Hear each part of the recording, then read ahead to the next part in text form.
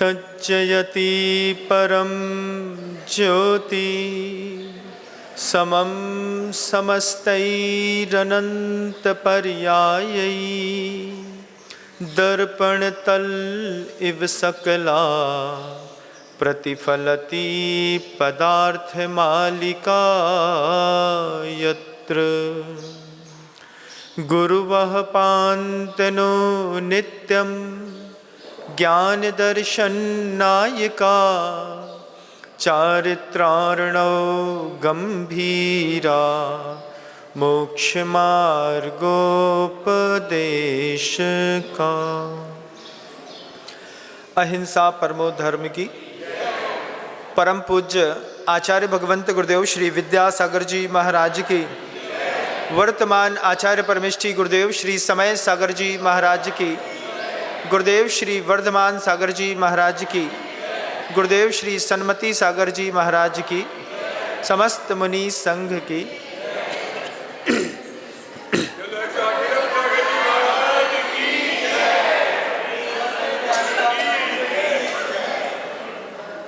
गुरुदेव का पावन पवित्र संघ नेमावर में चातुर्मास के लिए विराजमान था और नर्मदा बगल से बह रही थी। बहते बहते उसमें बाढ़ आ गई। जैसे बाढ़ आई तो पानी धीरे धीरे अपना स्तर बड़ा करते करते करते करते इतना बड़ा स्तर हो गया, बाढ़ खेतों तक पहुंच गई। खेत को पानी चाहिए, ये तो ठीक है, लेकिन ज़्यादा नहीं। बाढ़ बढ़ती रही, पूरा नेमावर धीरे धीरे डूबने लगा और नेमावर के शहर में रहने वाले लोगों को भी नेमावर के उस क्षेत्र पर आकर के शरण लेनी पड़ी, क्योंकि वो थोड़ा सा ऊंचा उठा हुआ स्थान था। उसके बाद गुरुदेव का जो उद्बोधन था वह उद्बोधन आपके बीच में रख रहा हूँ, क्योंकि मेरे पास मेरे खुद के चिंतन के विषय बनते नहीं, और जब गुरु हो तो अपने चिंतन का विषय बनाना नहीं। तब गुरु जी ने कहा, शनिवार रविवार का प्रवचन था और वहीं पर दया के सारे काम चल रहे थे। पूरे गांव के लोगों को बुला के वहाँ पे विराजमान कर लिया था। गुरुदेव बोलते हैं, बाढ़ किसी भी चीज की हो, वो फायदा कम नुकसान ज्यादा पहुंचाती है। फसल को पानी चाहिए, लेकिन अगर उम्मीद से ज्यादा पानी मिल जाए तो फिर वही फसल उसी पानी के चक्कर में बर्बाद हो जाती है। आपके घर की भी फसल को पानी चाहिए, लेकिन उम्मीद से ज्यादा मिल जाए तो आपके घर की फसल भी उम्मीद से ज्यादा पानी में बर्बाद हो जाती है। गुरुजी सभी से कह रहे थे कि बाढ़ किसी भी चीज की हो, लेकिन अगर उम्मीद से ज्यादा बढ़ गया है किसी चीज का लेवल, तो फिर वो बर्बादी ही करता है, कभी किसी को आबाद नहीं करता। उसका भी कारण रहता है। गुरुदेव कहते हैं, योग्यता का स्तर तो बहुत बढ़ गया, लेकिन चेतना का स्तर नीचे रह गया, तो व्यक्ति बहुत क्रूर हो जाता है। अब आप देखिए, पूरी दुनिया में जितनी भी एटॉमिक पावर वाले लोग हैं, इनका योग्यता का स्तर कितना बढ़ा हुआ है। पाकिस्तान हो, भूटान हो, ईरान हो, बांग्लादेश हो, इस तरफ अमेरिका, यूरोप, कहीं पर भी चले जाइए, योग्यता के बढ़े हुए स्तर वाले लोग चेतना के न्यूनतम स्तर पर जो जी रहे होते हैं, वे दुनिया में उग्रवाद, आतंकवाद, शोषण पैदा करते हैं। योग्यता का बढ़ा हुआ स्तर था तो हमने परमाणु बम बनाया, लेकिन चेतना इतनी क्रूर हो गई कि हिरोशिमा और नागासाकी के ऊपर गिरा दिया। योग्यता का स्तर बढ़ा हुआ था तो हमने डायनामाइट बनाया, लेकिन चेतना इतनी क्रूर हो गई कि हमने उसको लोगों के घर के अंदर डाल करके फोड़ करके ब्लास्ट कर दिया। योग्यता का स्तर बहुत बढ़ा हुआ रहता है और जब चेतना का स्तर गिरा हुआ होता है तब योग्यता की बाढ़ भी नुकसान करती है। पानी लगातार बढ़ रहा था, गुरुदेव लगातार उद्बोधन दे रहे थे। गुरुदेव कहते हैं, कहते रहेंगे। गुरुदेव कभी अपनी वाणी को बंद कर नहीं सकते। चेहरा बदल सकता है, शरीर बदल सकता है, वाणी कल भी गुरुदेव की थी, आज भी गुरुदेव की है और यहाँ से जाने के बाद भी गुरुदेव की रहेगी। गुरुदेव कहते हैं, गुरुवर कहते हैं, घर में किसी भी चीज की बाढ़ बढ़ जाए आदमी को बर्बाद कर देती है। अब किस किस की बाढ़ हो सकती है? अगर आपके घर के अंदर ज्ञान की बाढ़ आ जाए तो ज्यादा ज्ञान भी आपको बर्बाद कर सकता है, क्योंकि उस ज्ञान के साथ राग की जो प्रतिकूलताएं जुड़ी रहती हैं वे घर में बर्बादी के लक्षण ही पैदा करती है। छोटा सा बच्चा था और उसको एक बार छोटा सा डेयरी मिल्क खिला दिया, इतना सा। अब वो बच्चा बार बार रो रहा है तो रोते में आपने फिर थोड़ा सा डेयरी मिल्क खिला दिया, फिर डेयरी मिल्क खिला दिया। अब वो बच्चा मांगता है अब मुझे डेयरी मिल्क चाहिए। आपने उसको डेयरी मिल्क दी, बाढ़ आ गई उसके जीवन में, बेचारे के दांत सड़ करके खराब हो गए। क्यों? बाढ़ किसी भी चीज की हो, इंद्रिय के विषय की हो, बाढ़ ज्ञान की हो, बाढ़ पूजा की हो, बाढ़ कुल के गौरव की हो, बाढ़ आपके शरीर के बल की हो, बाढ़ आपके दिमाग की ताकत की हो, रिद्धि की हो, किसी भी चीज की बाढ़ हो, अगर उम्मीद से ज्यादा आपके घर के अंदर कोई भी चीज है वो आपके घर के अंदर सिर्फ विकार पैदा करती है। बंधुओं ध्यान रखिएगा, पैसा भी उम्मीद से ज्यादा अगर बढ़ जाए और बच्चे के दिमाग में ये बात फिट बैठ जाए कि हमारे पिताजी के पास उम्मीद से ज्यादा पैसा है, फिर बच्चे भी बिगड़ते हैं कि नहीं? बिगड़ते हैं। हमने महाराज इतनी मेहनत से पैसा कमाया, बच्चे ने MCX में बर्बाद कर दिया। हमने इतनी मेहनत से 4 प्रॉपर्टी खरीदी महाराज, कब? एक 12 लाख की खरीदी, एक 3 लाख की खरीदी, एक 9 लाख की खरीदी। आज हर प्रॉपर्टी की कीमत 15-15 करोड़ रुपए की है। बच्चे को पता बस चल जाए कि हमारे पिता के पास जो संपत्ति है उसकी कीमत आज करोड़ों में है, क्या बच्चा आपका पुरुषार्थ करेगा कि उस बाढ़ में डूबेगा? हमने डूबते बच्चे देखे बंधुओं। बीनाबारा देवरी में था, एक किसान का खेत मेन हाईवे पर आ गया मतलब उड़ के आ गया क्या? नहीं, किसान अपने खेत की जगह में था। 2 लाख रुपए की एकड़ की जगह थी, 10 एकड़ जमीन, और बगल से उसके 6 लेन निकल गई। जैसे 6 लेन निकली तो उसके 1 एकड़ जमीन की कीमत 5 करोड़ रुपए एकड़ हो गई। 50 करोड़ का आसामी हो गया 10 लाख रुपए का आसामी। उसके लड़के ने उम्मीद नहीं कर सकते हैं, 19 साल की उम्र में जुआ खेल खेल करके 3.5 करोड़ रुपए बर्बाद कर दिए, क्योंकि बाढ़ आ गई। आपके घर के अंदर भी पैसे की बाढ़ आई होगी, और पैसे की बढ़ती बाढ़ में आपके बच्चे ने एक बुलेट मांगी होगी, हार्ले डेविडसन मांगा होगा, आपके बच्चे ने बैंकॉक पटाया का टिकट मांगा होगा। और जितने भी कंपनी वाले होते हैं वो देते भी हैं तो सिर्फ बैंकॉक और पटाया का टिकट देते हैं, कहीं और का नहीं देंगे। ऑस्ट्रेलिया का नहीं देंगे, अमेरिका का नहीं देंगे, यूरोप टूर नहीं देंगे। जितने भी कंपनियां हैं, क्योंकि पैसे की बाढ़ आई है, तो पैसे की आई बाढ़ में तुम एक काम करो, पटाया चले जाओ, बैंकॉक चले जाओ और अकेले चले जाओ बिना पत्नी के। वहां पर क्या होगा? वहां पर भी पाप की बाढ़, पुण्य की बाढ़ सब एक साथ फूट पड़ेंगी। आदमी डूब करके निकल करके वापस लौट करके अपनी चेतना के स्तर को बिल्कुल गिरा करके लौटता है। आपके घर के अंदर किस चीज की बाढ़ है? एक बार तय करिएगा। पैसे की बाढ़ है ना महाराज? खूब है महाराज। कितना है? उम्मीद से ज्यादा। बहुत अच्छी बात। गुरुदेव कहते थे अगर उम्मीद से ज़्यादा है तो अपने गुरु को बोलो कि उम्मीद से ज़्यादा पैसा है हमारे पास। लेकिन दुनिया की ऐसी रीत है, दुनिया को तो पैसा वाला दिखाती है।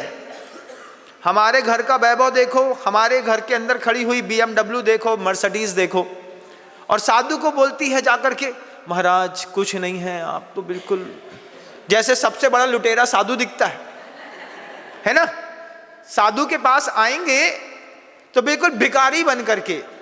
लेकिन गुरु जी कहते थे अगर तेरे पुण्य से तेरा वैभव बड़ा है तो अपने गुरु को बता, आपका आशीर्वाद था, हम 10 गुना से 1000 गुना हो गए।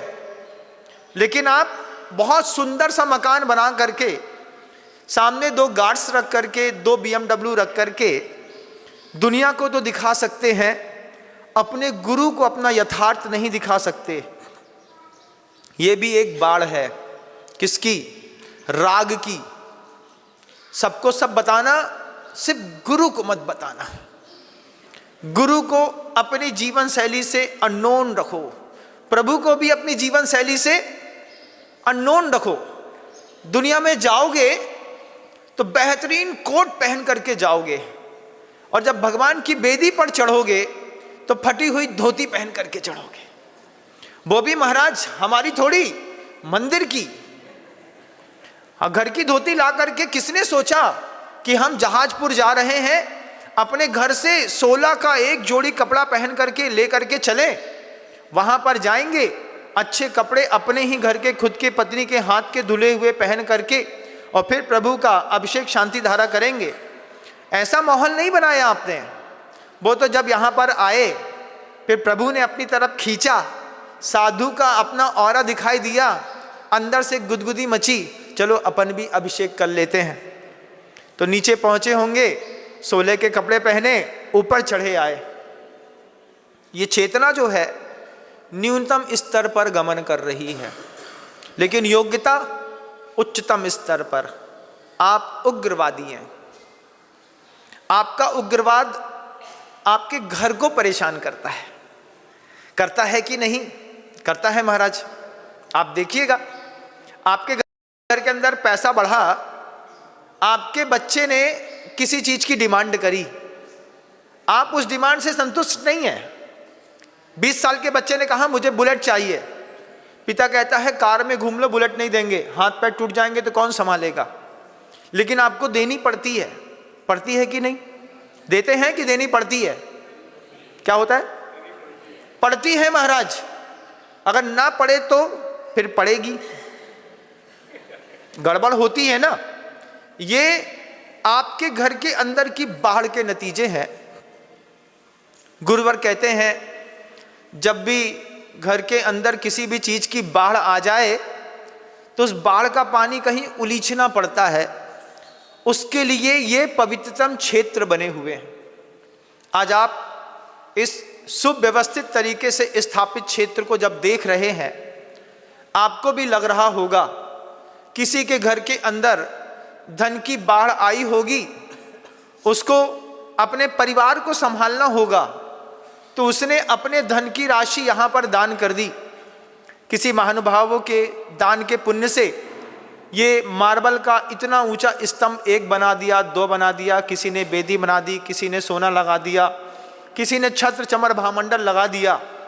और सब कुछ लगा देने के बाद जब यहाँ पर ये वैभव तैयार हुआ, तब आपकी चेतना का स्तर ऊंचा उठता है। जब आपकी योग्यता के साथ आपकी चेतना का स्तर भी ऊंचा उठेगा, तब जाकर के आप मनुष्य होने के काबिल कहलाने लगेंगे। लेकिन कई लोग ऐसे होते हैं जो क्षेत्र पर आकर के भी क्षेत्र की संपत्ति को हड़पने की कोशिश करते हैं। अभी कुछ दिन पहले एक घटना घटी थी, प्रभु जी का चमर छत्र भामंडल ले गया। क्या गजब की चीज, बड़ा आश्चर्य कि दुनिया में हर आदमी क्षेत्र पर त्याग करने के लिए आता है, लेकिन उसकी चेतना का स्तर कितना गिरा हुआ होगा कि उसने प्रभु के भामंडल पे, छत्र पे, चमर पर हाथ डाल करके उसको निकाल करके ले गया। ध्यान रखिएगा बंधुओं, सरवार सिद्धि में आचार्य पूज्यपाद भगवंत ने सूत्र की व्याख्या की टीका लिखते वक्त ये बात कही है, घर से मंदिर चलते हैं, मंदिर के लिए चलते हैं तो महान महान पुण्य आश्रवो भवति। मंदिर आने पर नहीं, घर के अंदर विचार बनाया मंदिर जाना है, पुण्याश्रव शुरू हो गया। नहाना है क्योंकि मंदिर जाना है, पुण्याश्रव शुरू हो गया। कपड़ा पहनना है, मंदिर जाना है, पुण्याश्रव शुरू हो गया। एक डिब्बी में चावल लिया, चावल लेकर के मंदिर की तरफ चले, नग्न पैर से, जूता चप्पल पहन के नहीं, पुण्याश्रव शुरू हो गया। महान महान आश्रवो भवति, महान आश्रव होता है। मंदिर में आने के बाद भगवान को ना देख करके किसी और पे दृष्टि चली गई, महान पाप आश्रवो भवति। ये क्या है? मंदिर के अंदर धर्म क्षेत्रे कृतम पापम वज्रलेपो भविष्यति। हिंसा, झूठ, चोरी, कुशील और परिग्रह, ये 5 पाप हमारे जैन शासन में सर्वथा त्याज्य माने हैं। हमारे यहाँ आगम में इस बात को कहा है कि श्रावक भी क्यों ना हो, लेकिन जब वो मंदिर आए तो मंदिर आते वक्त हिंसा, झूठ, चोरी, कुशील और परिग्रह, इन 5 पापों को 1 घंटे के लिए त्याग कर दे। अब मंदिर के अंदर आकर के अगर आपकी किसी के प्रति कुशील का भाव पैदा हो गया, आपके जीवन में हुआ होगा, ऐसा नहीं कि नहीं हुआ होगा। स्त्री पुरुष के प्रति, पुरुष स्त्री के प्रति, जब तक आपका अपोजिट सेक्स में ऑटोमेटिकली जो अट्रैक्शन की भावना होती है, उसमें अभी तो ये भगवान जी की तो वैभव बहुत अच्छा, इसलिए भी कहूँगा कि सामने कांच नहीं लगाया, नहीं तो कांच लगाने पर आदमी भगवान को कम, अपने आप को ज़्यादा देखता है। ट्रांसपेरेंट कांच लगा दो, आपके घर की मंदिरों की वेदियों में लगा होगा। जब आप उसके सामने खड़े होते हैं और पीछे कोई स्त्री बैठी होती है, तो सच बताइएगा मंदिर के अंदर भगवान देखते हैं कि पीछे बैठी स्त्री को? महाराज, दृष्टि तो चली जाती है। तो फिर आगम कहता है धर्म क्षेत्र गतम पापम वज्रलेपो भविष्यति। बस इतना संकल्प करो, 1 घंटे ईमानदारी वाला जिएंगे। कभी न कभी तो राक्षस अपने रूप में आता होगा, कभी न कभी तो सांप सीधा होता होगा, ये मनुष्य कब सीधा होता है? उसके लिए सिर्फ 1 घंटे के लिए गुरुदेव कहते थे कि जब कभी भी किसी भी क्षेत्र पर जाइएगा, किसी भी साधु के सामने बैठिएगा, अपने आप से कहिएगा इन साधु परमेष्ठी के सामने 1 घंटे पाप नहीं करूंगा। हिंसा, झूठ, चोरी, कुशील और परिग्रह, इन 5 का पाप यहां नहीं करूंगा। महाराज, मंदिर के अंदर आकर के अगर आपने नियत खराब कर ली किसी माँ बहन के प्रति, किसी माँ बहन ने किसी पुरुष के प्रति, तो फिर गुरु कहते हैं महान महान महान आश्रवो भवति। पुण्याश्रव पापाश्रवो भवति। यहीं पर आकर के आपने अपने साधर्मी की हिंसा का भाव कर दिया। पीछे किसको, हम बड़े आदमी हैं, पहले अभिषेक हम करेंगे। होगे बड़े आदमी, होगे उस दरवाजे के बाहर। यहां पर एक ही बड़ा आदमी है जिसका नाम है मुनि सुब्रत नाथ जी भगवान, बाकी कोई बड़ा नहीं है, सब लेवल से नीचे हैं। बड़ा आदमी तो एक है, जो बादशाह है वो गद्दी पर बैठे हैं, उनके सामने भिखारी बन करके बैठो, पुजारी बन करके बैठो तो ठीक है, बड़े आदमी के सामने बड़ा आदमी बन करके मत बैठो। लेकिन वहां पर भी आगे मैं बैठूंगा, दूसरे को पीछे देख कर दिया, हिंसा हो गई। क्षेत्र पर आए, धोती दुपट्टा बदलने के लिए गए, साधर्मी की पैंट में 500-500 के नोट के 10 नोट रखे थे, धोती बदलते बदलते जेब से पैसा निकाल लिया और खुश मान करके चलते बने। तुम पैसा ले जा सकते हो, पैसे को भोग नहीं सकते, ध्यान रखना।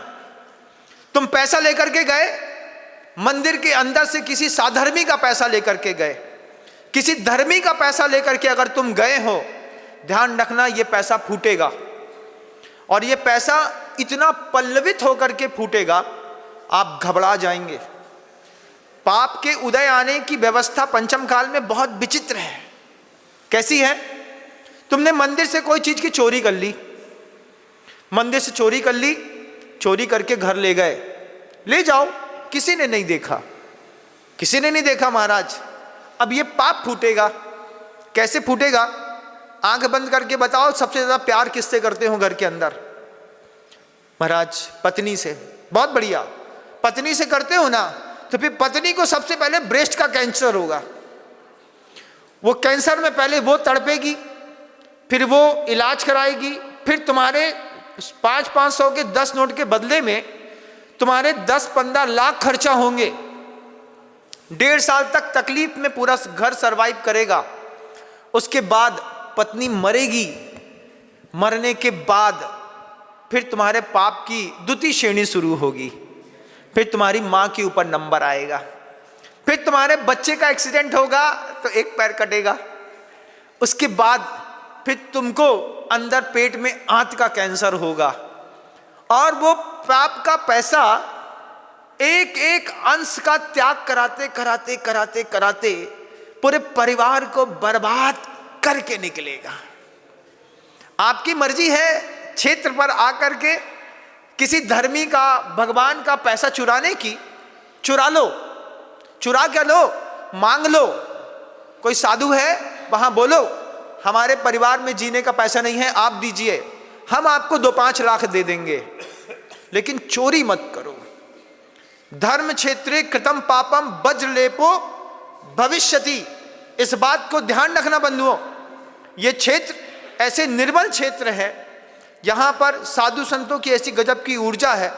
यहाँ पर जितने आप दिख रहे हैं, इससे ज्यादा अदृश्य रूप से असंख्यात देवी और देवता भी यहाँ पर बैठे हैं।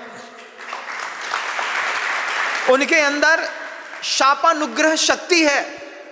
उन्होंने देखा तुमने मुनि सुब्रतनाथ भगवान के पुजारी का पैसा चुराया, तेरे को बताते हैं।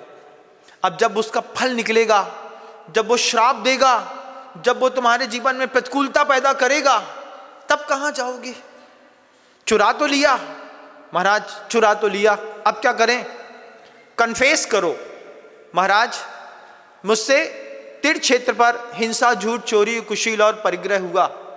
सम्मेद शिखर जी गए, सम्मेद शिखर जी में जाकर के सम्मेद शिखर जी के अंदर जुआ खेल रहे, कमरे के अंदर बैठ करके शराब पी रहे। धर्म क्षेत्रे कदम पापम वज्रलेपो भविष्यति। ध्यान रखिएगा, हिंसा करी है आपने, क्षेत्र के अंदर झूठ बोला है। झूठ भी कई प्रकार का होता है। उस झूठ के बोलने पर हो सकता है पूरा का पूरा शासन डगमगा जाए। एक छोटे से अपवाद ने, एक छोटी सी नकारात्मक चीज ने सीता को वापस जंगल भेजा। बंधुओं, आपकी थोड़ी सी नकारात्मकता किसी क्षेत्र को बर्बाद भी कर सकती है, करती है कि नहीं? गुरुदेव उस दृश्य के बारे में हमेशा कहते थे, गुरुवर कहते थे, देखो जब राम और सीता को वनवास मिला तो पूरी की पूरी अयोध्या रोई, रोई, छोड़ने गई सरयू के उस पार तक। राम ने सबसे कहा, तुम सीता की, राम की, लक्ष्मण की चिंता मत करो, तुम जाओ। और जब वही राम 14 साल बाद वापिस आए, सीता वापिस आई, तो जो छोड़ने गए थे उन्हीं ने अपवाद लगा दिया। धोबी के कहने पर सीता को वापिस जंगल जाना पड़ा। क्या झूठ था, तुमने देखा तक नहीं कुछ। उस धोबी ने क्या देखा, क्या देखा? कुछ नहीं देखा। लेकिन धोबी के कहने पर राम को फिर से सीता छोड़नी पड़ी। कौन सी सीता? वही सीता जिस सीता के लिए पूरी अयोध्या रो रही थी, उसी सीता को अयोध्या वालों ने बदनाम कर दिया कि नहीं?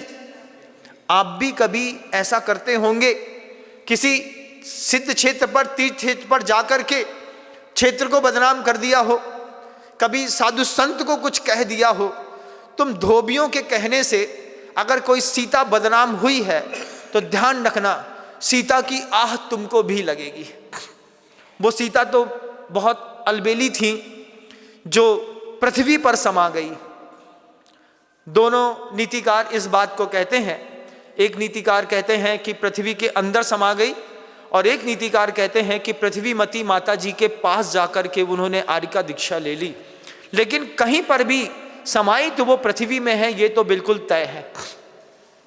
आप अगर क्षेत्र पर आकर के झूठ बोलते हैं, आप क्षेत्र पे आकर के चोरी करते हैं, आप क्षेत्र के अंदर आकर के परिग्रह को संचित करने का भाव रखते हैं। परिग्रह को संचित करने का भाव कैसा?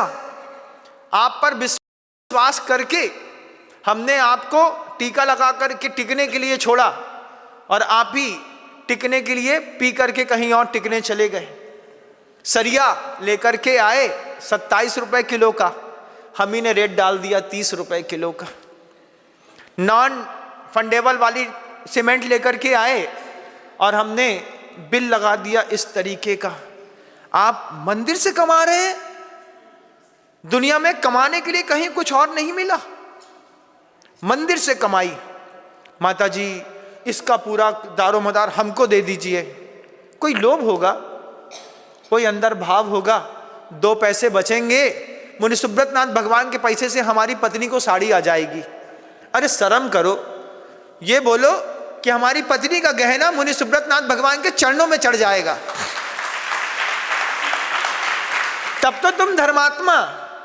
लेकिन यहीं का चोरी करके ले गए। मैंने एक बार नेमावर में यह बात कही थी, जब नेमावर में गुरुदेव के सामने बहुत चोरियां हो रही थी।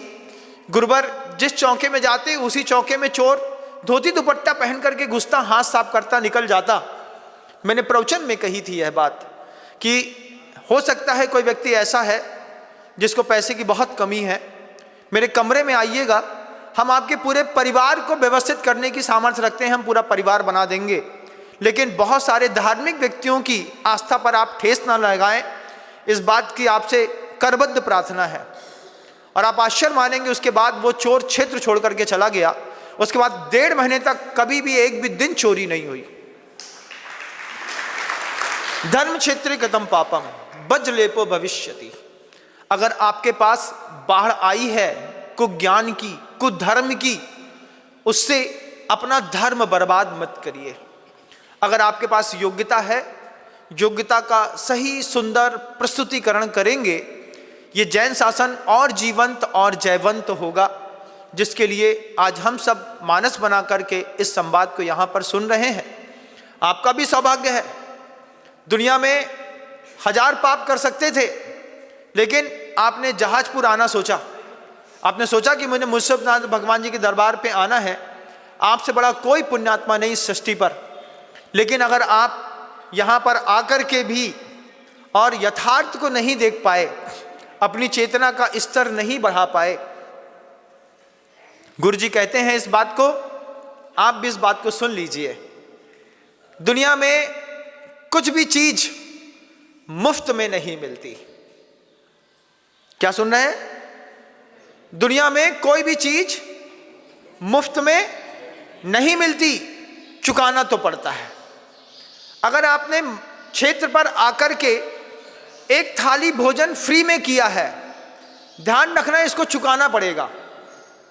आज अच्छा है पैसा देकर के चुका दो, भैया मैंने क्षेत्र का खाया, ये तुम 200 पकड़ो हमारे।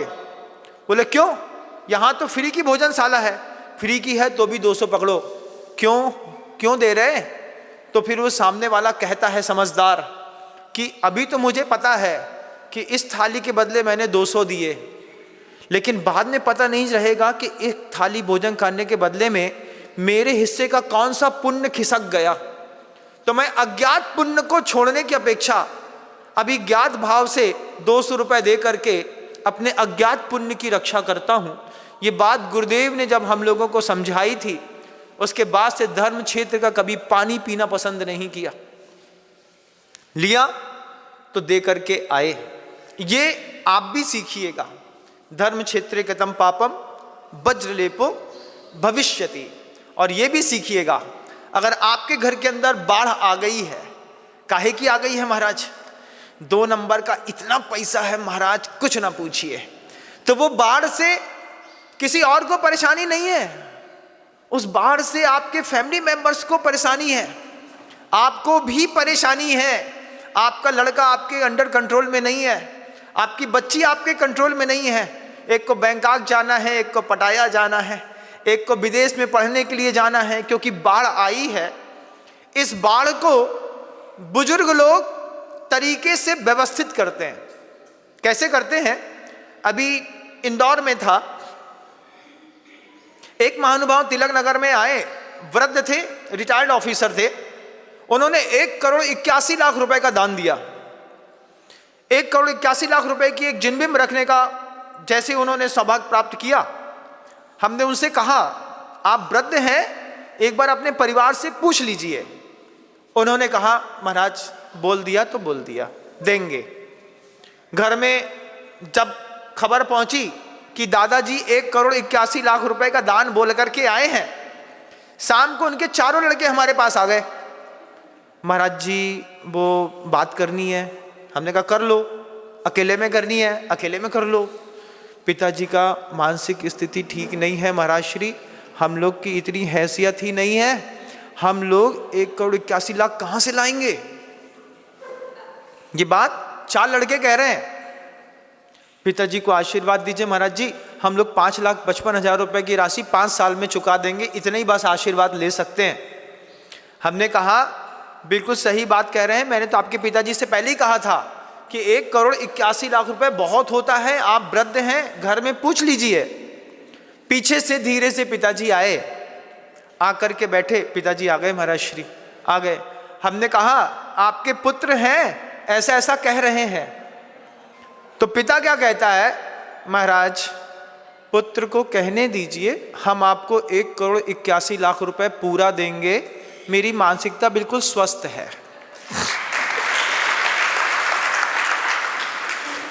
जब बच्चों के सामने पिताजी ने कह दिया कि हम 1,81,00,000 पूरा देंगे, बच्चे पिताजी को देखते हुए धीरे से उठ करके चले गए।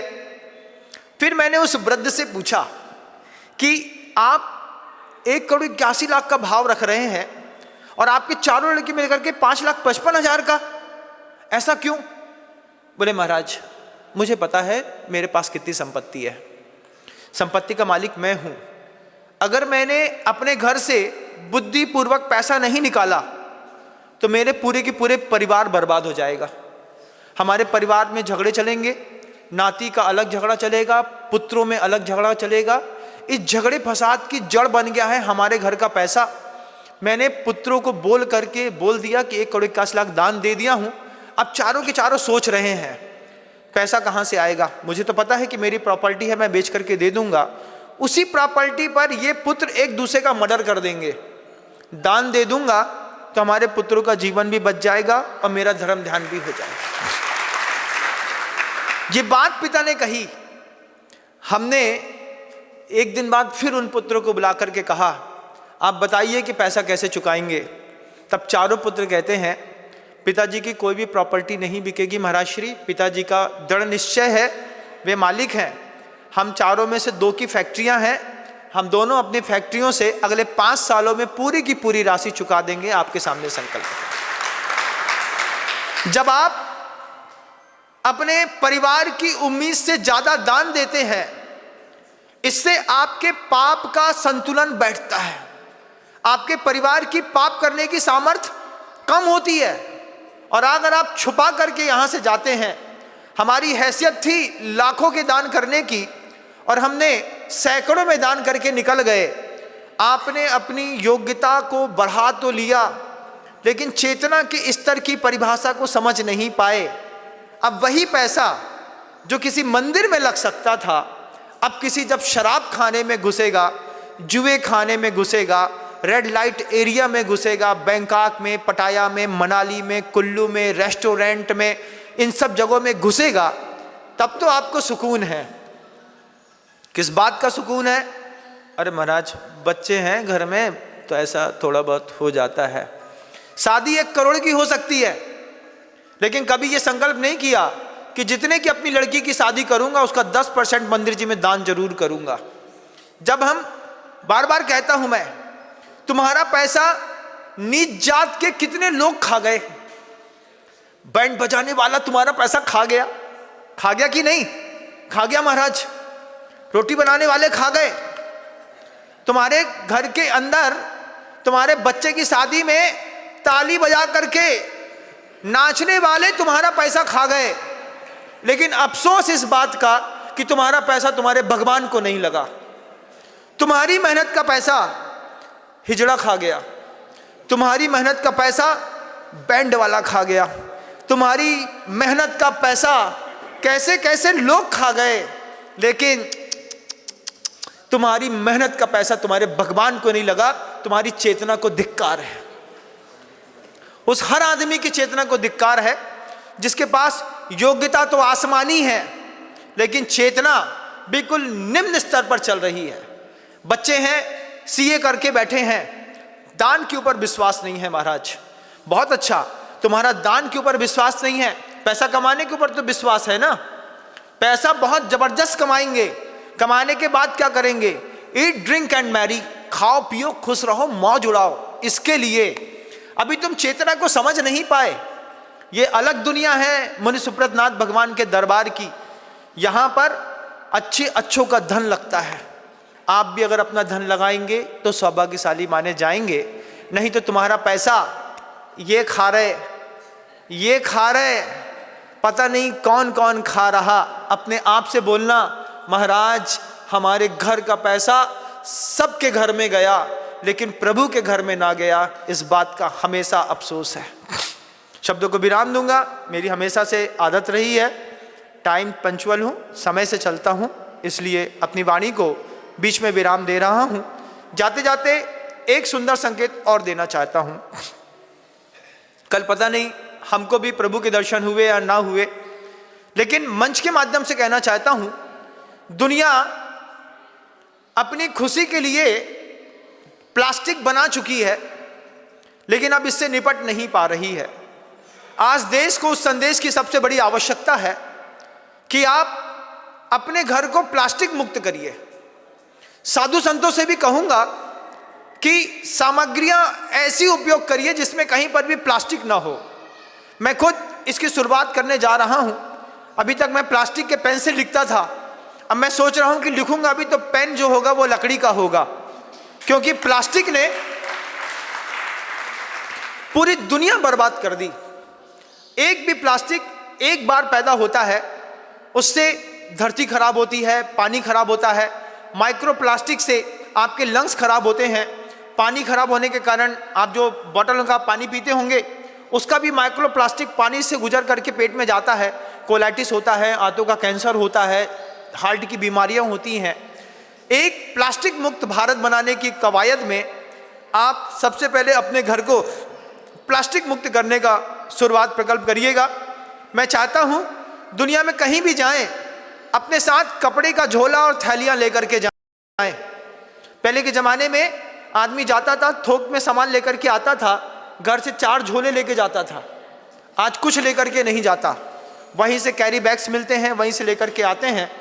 जब तक आप प्लास्टिक का बार बार उपयोग करके उसको नष्ट नहीं करेंगे, जब तक आप प्लास्टिक मुक्त अपना घर नहीं बनाएंगे, अपना बेडरूम नहीं बनाएंगे, तब तक आप एक अच्छे धार्मिक होने का भी आप परिचय नहीं दे सकते।